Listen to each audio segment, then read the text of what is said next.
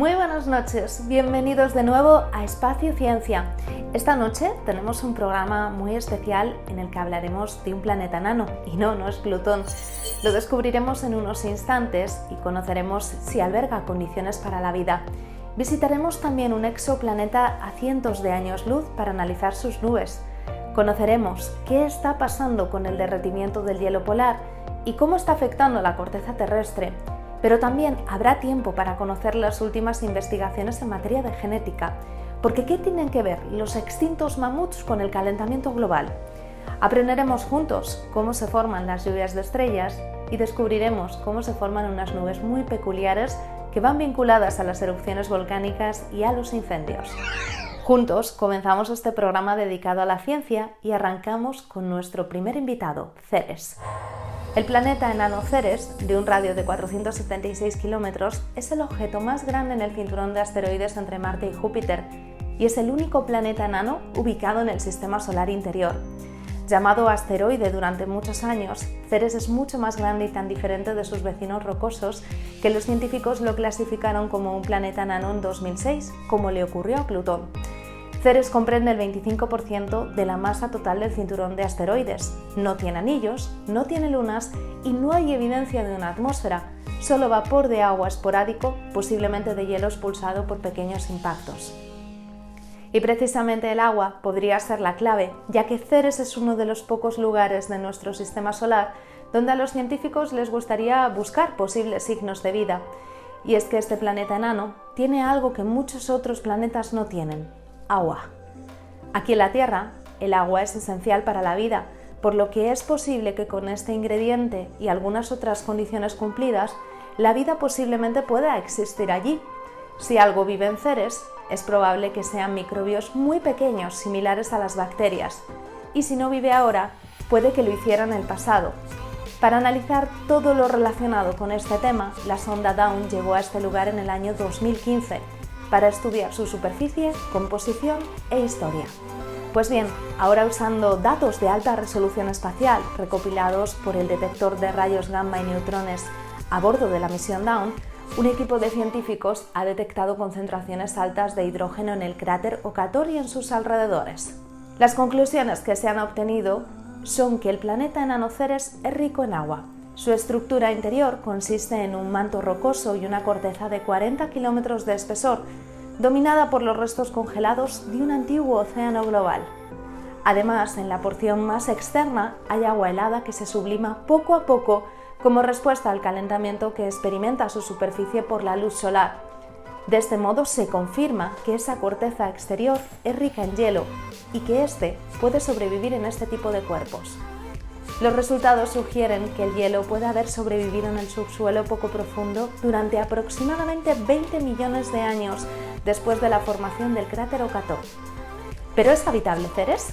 Bueno, lo primero que debemos saber es qué significa habitable.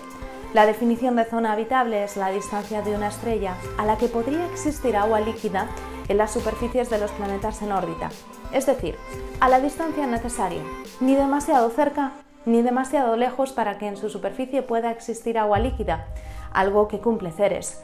Esto implica, eso sí, que se asume que el agua es indispensable para la aparición de la vida, al menos como la conocemos aquí en la Tierra. Además de la distancia, la zona de habitabilidad también depende de la masa y de la edad de la estrella, ya que con el tiempo cambia su tipo espectral y su luminosidad. No obstante, las condiciones que se deben dar en el planeta para que sea habitable son muy específicas. Otros factores que influyen en la habitabilidad de un planeta son la excentricidad orbital, las propiedades atmosféricas, la rotación planetaria y las fuentes de calor adicionales más allá de la radiación estelar, como es el caso del calentamiento de marea. Pero aquí en la Tierra, el agua, y en concreto el hielo, está produciendo una serie de problemas en la corteza terrestre debido a su derretimiento acelerado por el calentamiento global.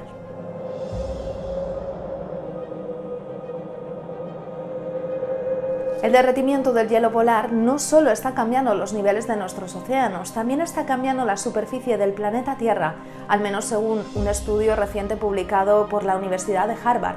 A medida que el hielo glaciar de Groenlandia, la Antártida y las islas árticas se derrite, en concreto aumenta y se extiende cuando se levanta el peso del hielo, la corteza terrestre debajo de estas masas terrestres se deforma, un impacto que puede medirse a cientos y quizás a miles de kilómetros.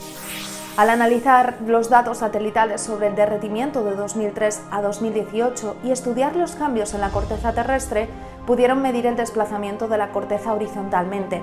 También está sucediendo un bucle de retroalimentación porque a medida que cambia el lecho rocoso debajo del hielo, eso a su vez afecta a la forma en la que el hielo continúa derritiéndose y rompiéndose. Los investigadores comparan el efecto de la bolsa de hielo con una tabla de madera que se empuja hacia abajo sobre el agua. Cuando se retira la tabla y el peso desaparece, el líquido se expande para llenar ese espacio disponible, y lo mismo sucede con la corteza terrestre. Y con la tasa de derretimiento del hielo que continúa aumentando en todo el mundo, es importante que los científicos puedan averiguar qué impacto está teniendo en la forma de la superficie de la Tierra, incluso si los cambios son relativamente pequeños cada año. La Tierra se está calentando, algunas partes más rápidamente que otras. Las temperaturas en el Ártico, por ejemplo, han estado aumentando mucho más rápido que en el resto del planeta, en concreto 3 veces más rápido que en otras regiones, lo cual tiene un impacto no solo en esta modificación de la corteza terrestre. Las observaciones por satélite indican que la extensión de hielo marino en septiembre, cuando se alcanza el mínimo anual, ha decrecido aproximadamente un 13% por década en los últimos 40 años, si bien es cierto que con una alta variabilidad interanual.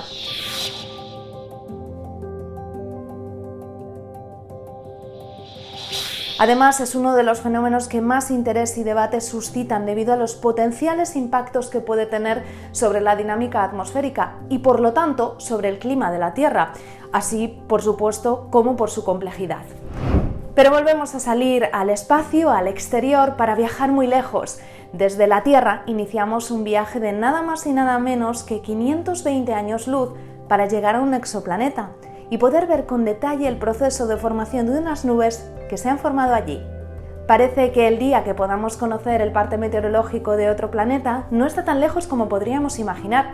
Al menos ya hemos podido estudiar con detalle las nubes en la atmósfera de un exoplaneta llamado WASP 127, a 520 años luz y descubierto en 2016. Recordemos que un año luz es la distancia que recorre la luz en un año. Tan detalladas fueron las observaciones que incluso discernieron la altitud de las nubes y la estructura de la atmósfera superior con la mayor precisión hasta ahora. La órbita de WASP 127b es muy cercana a su estrella, lo que le permite completarla en apenas 4,2 días terrestres. En otras palabras, un año ahí dura 4 días aquí.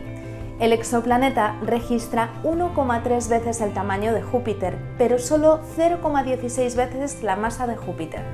Esto significa que su atmósfera es algo delgada y tenue, perfecta para tratar de analizar su contenido en función de la luz que fluye a través de ella desde la estrella anfitriona del planeta. Averiguar la composición de las atmósferas exoplanetarias es algo difícil de hacer. Eso se debe a que no podemos ver la mayoría de los exoplanetas directamente. Inferimos su presencia en función de los efectos que tienen en sus estrellas anfitrionas. Uno de ellos es la atenuación y el brillo. Cuando el exoplaneta pasa entre nosotros y la estrella, la luz de la estrella se atenúa, solo un poco. Si hace esto suficientes veces en un horario regular, entonces ese es uno de los signos reveladores de un exoplaneta en órbita. Y también podemos usar esta información de otras maneras. Cuando la luz estelar pasa a través de la atmósfera del exoplaneta, las longitudes de onda en el espectro pueden ser absorbidas por los diferentes elementos. Llamamos a estas firmas líneas de absorción y podemos decodificarlas para ver qué hay en la atmósfera.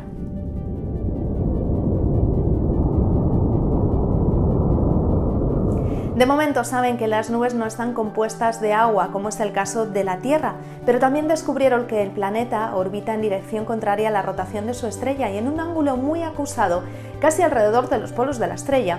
Se cree que el sistema tiene alrededor de 10.000 millones de años. La búsqueda de vida y análisis de otros planetas siempre ha sido objeto de nuestro interés, pero también los seres humanos tenemos ciertas inquietudes por conocer nuestro pasado, cómo era nuestro planeta primitivo, cómo ha ido evolucionando y por qué algunas especies dejaron de existir. Una de ellas, el mamut, ya extinto hace 10.000 años, vuelve a saltar a la noticia, ya que se plantea la posibilidad de revivirlo para luchar contra el calentamiento global. ¿Pero cómo? ¿Pueden los mamuts lanudos realmente volver a la vida en la Tierra? Es lo que se han propuesto un grupo de científicos y empresarios que ya han recibido $15 millones para ponerse manos a la obra y lograr este cometido. Estos ambiciosos planes pasan por la creación de una nueva empresa de biociencia y genética llamada Colosal, fundada por un profesor de medicina de Harvard con amplia experiencia en manipulación genética. Los planes no tienen como objetivo crear un mamut lanudo verdadero, sino más bien un híbrido con un elefante. El ADN de los mamut lanudos se ha extraído de especímenes antiguos conservados en el permafrost y los científicos pretenden utilizar ese ADN en combinación con células madre obtenida de elefantes asiáticos, una especie que comparte el 99,6% de su ADN con el mamut lanudo. Esto se hará con una técnica llamada CRISPR, de la que este profesor fue pionero y que permite modificar el ADN y las funciones de los genes. Estas pueden usarse para corregir defectos genéticos o crear cultivos más resistentes. Los genes específicos que permitieron a los mamuts sobrevivir en latitudes altas se insertan en el genoma de su pariente vivo más cercano, el elefante asiático. Luego el genoma modificado se implanta en un óvulo de elefante fertilizado que se implanta en una madre de alquiler de elefante. A partir de ahí se espera que nazca un híbrido de elefante y mamut. Pero no solo esto, sino que el experto afirma que los mamuts también pueden ayudar a restablecer el equilibrio ecológico. El calentamiento global ha provocado un aumento de las temperaturas en la tundra de Siberia y América del Norte, lo cual ha generado una liberación acelerada de grandes volúmenes de dióxido de carbono. En la tundra siberiana actual, la mayor parte es musgo, pero en la época de los mamuts había pastos.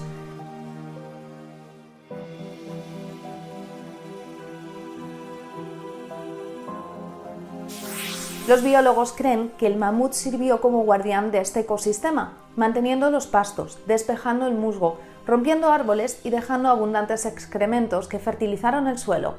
Si regresaran estos animales, todo esto podría recuperarse y contener las emisiones de dióxido de carbono, según ellos mismos argumentan. Los embriones en crecimiento se desarrollarán en madres sustitutas o en úteros artificiales. El resultado será un elefante resistente al frío, entre comillas, que se verá y se comportará exactamente como un mamut lanudo. Por supuesto, existen grandes dificultades, como el hecho de que los científicos no saben qué precisión y con qué precisión qué genes se necesitan para sobrevivir en el Ártico. Saben que el animal debe estar cubierto de piel, tener un cráneo ovalado y una capa gruesa de grasa subcutánea, pero todo lo demás es una auténtica incógnita. Y hoy también respondemos a una de las cuestiones que más surgen entre los aficionados a mirar al cielo. En una noche estrellada puede que nos encontremos con estrellas fugaces en el cielo, pero a veces estas son especialmente frecuentes. Hoy también os queremos contar cómo se producen las lluvias de estrellas o meteoros y cuándo tendremos las próximas citas astronómicas. Lo primero que debemos saber es que un meteorito es una roca espacial o meteoroide que ingresa en la atmósfera de la Tierra. A medida que la roca espacial cae hacia la Tierra, la resistencia o rozamiento del aire sobre la roca la calienta de sobremanera. Lo que vemos en realidad es una estrella fugaz. Pero esa estela no es la roca en sí misma, sino el aire caliente que brilla a medida que la roca caliente atraviesa nuestra atmósfera. Cuando la Tierra encuentra muchos meteoroides al mismo tiempo, decimos que se produce una lluvia de meteoros. ¿Pero por qué encontraría la Tierra muchos meteoroides al mismo tiempo? Bueno, los cometas, al igual que la Tierra y los demás planetas, también orbitan alrededor del Sol. A diferencia de las órbitas elípticas de los planetas, las órbitas de los cometas con frecuencia son más ladeadas. A medida que el cometa se acerca al Sol, parte del hielo superficial hierve y se desprende, con lo que se liberan muchas partículas de polvo y de roca. Estos residuos del cometa se diseminan a lo largo de la trayectoria del cometa, especialmente en el sistema solar interior, que es donde vivimos. Y esto ocurre a medida que el calor del Sol hace que se desprendan cada vez más y más residuos y hielo. Muchas veces al año, a medida que la Tierra se traslada alrededor del Sol, su órbita se cruza con la órbita de un cometa, lo que significa que la Tierra interactúa con los residuos del cometa. Por lo general, los meteoroides son pequeños, desde una partícula de polvo al tamaño de un guijarro. Casi siempre son tan pequeños como para quemarse hasta desaparecer en la atmósfera de la Tierra. Por ello, hay pocas probabilidades de que cualquiera de ellos llegue a la superficie de la Tierra. Lo que sí existe es una buena probabilidad de que podamos observar un bellísimo espectáculo de estrellas fugaces durante la noche.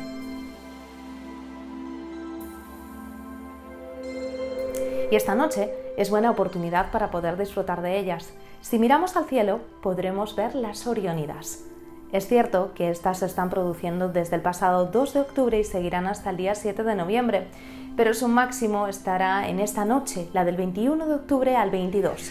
Las Oriónidas son una lluvia de meteoros de actividad moderada. Tiene una tasa de actividad de entre 15 y 70 meteoros por hora y una alta velocidad, 66 km por segundo. Lo malo que tendremos es que nos va a costar un poco más verlas, ya que se producen después de la luna llena. La luna fue llena el 20 de octubre y dificultará la observación de los meteoros en el momento del máximo. Los meteoros de las Oriónidas son fragmentos del cometa Halley. El cometa Halley orbita alrededor del Sol cada 76 años y fue visto desde la Tierra la última vez en 1986. Como todos los años, por estas fechas, la Tierra atraviesa un anillo poblado con los fragmentos desprendidos del cometa Halley. Cuando uno de esos fragmentos o meteoroides entra en contacto con la atmósfera terrestre, se calcina por la fricción con el aire, creando así el resplandor luminoso que conocemos como meteoro o estrella fugaz. El cometa Halley también es el origen de otra lluvia de meteoros, las Eta Aquaridas, que tienen su máximo en torno al 6 de mayo. Las lluvias de meteoros parecen surgir de un único punto, es el denominado radiante. Las Oriónidas reciben este nombre debido a que su radiante se ubica en la famosa constelación de Orión, la cual comienza a ser visible alrededor de la medianoche en dirección este. Si os animáis a mirar al cielo a pesar de la luna llena, lo que debéis buscar es un lugar con bastante oscuridad. Es preferible observar desde un lugar que tenga pocos obstáculos para la vista, como edificios, árboles o montañas, y no utilizar instrumentos ópticos que nos limiten el campo de visión.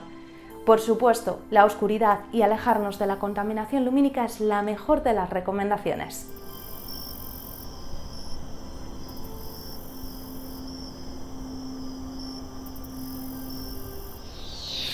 Último tema del programa de hoy, y es para hablar de unas curiosas nubes que suelen aparecer vinculadas al fuego. Son los llamados pirocúmulos, que normalmente podemos ver en los incendios forestales o en las erupciones volcánicas.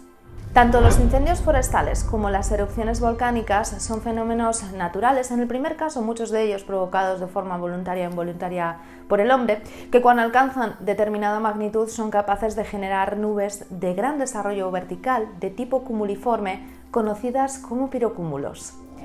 Estas nubes no se forman como los cúmulos normales, las nubes típicas que vemos en días de estabilidad en el cielo, que tienen color blanco y parecen esponjosas. Estas aparecen por la fuerte insolación sobre el suelo y el aire más frío en capas superiores.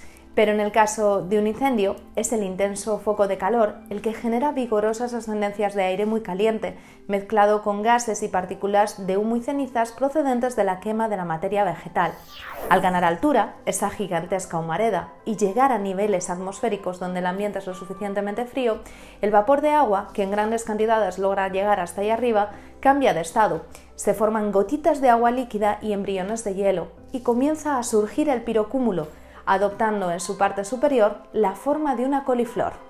Pueden llegar a alturas de 11 kilómetros y son especialmente famosas cuando hay incendios o erupciones volcánicas. Las grandes dimensiones que llegan a alcanzar favorecen en su parte alta la lluvia y la actividad eléctrica, produciéndose chubascos y rayos sobre los propios incendios. En ocasiones los pirocúmulos tienen tanto poder calorífico que siguen subiendo con mucho material encendido, en el cual, cuando este choca con el aire frío, se derrumba y cae a la superficie provocando lluvias de fuego, que de hecho pueden provocar nuevos focos secundarios y agravar el incendio forestal del que derivan.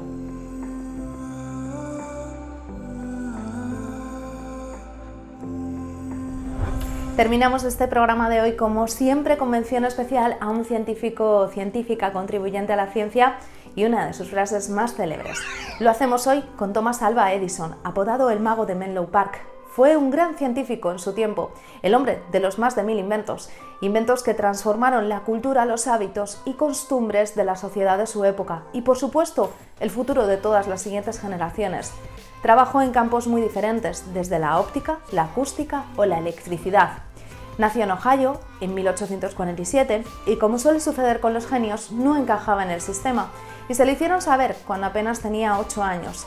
A esta edad ingresó en la escuela y solo 3 meses después de haber iniciado las clases ya había sido calificado por su docente como un alumno poco productivo y con cierto nivel de retraso.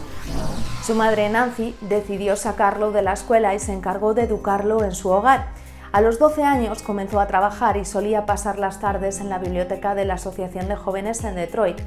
Su primera patente fue en 1868, un instrumento muy simple para el recuento mecánico de votos. En 1876, Edison se mudó a Menlo Park, Nueva Jersey, donde estableció una fábrica de inventos. 10 años después, ya acumulaba unas 400 patentes. Algunas de ellas fueron el micrófono de carbón, el telégrafo cuádruplex, baterías de níquel-hierro, el vehículo eléctrico, el fonógrafo, un primer dispositivo capaz de reproducir sonidos, el dictáfono, capaz de grabar audio y luego transcribir discursos, y muchos más. Pero si hay uno especialmente famoso es el relacionado con sus investigaciones sobre la luz eléctrica. Edison no inventó la bombilla, pero sí terminó de perfeccionar un concepto que ya había sido generado en varios intentos antes. El 27 de enero de 1880, Edison obtenía la patente número 285.898, una bombilla incandescente con filamento de carbono y el vacío en su interior. Con sus 40 horas de duración, fue la primera bombilla comercialmente viable. Con su frase, por lo tanto, nos despedimos. El mejor pensamiento se ha hecho en soledad. El peor se ha hecho en medio de la agitación. ¡Feliz semana a todos!